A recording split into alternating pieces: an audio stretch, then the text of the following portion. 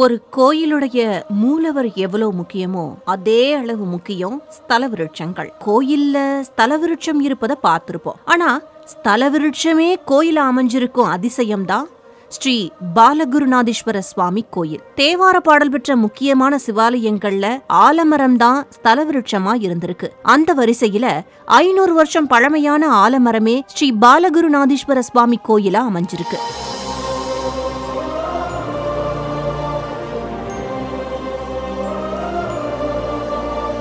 ஆலமரம் சுக்கிரனின் காரகம் பெற்றதுனாலும் அதனுடைய விழுதுகள் மற்றும் கயிறுகள் போன்றவை கேதுவினுடைய காரகம் நிறைஞ்சதாம்.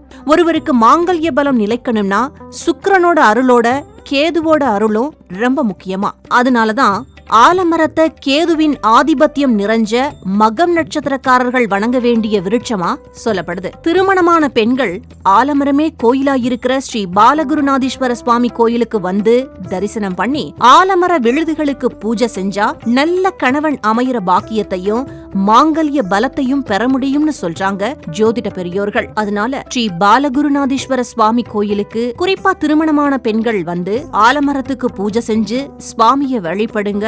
நிறைவான மாங்கல்ய பாக்கியத்தோட சகல ஐஸ்வர்யங்களையும் பெறுங்க.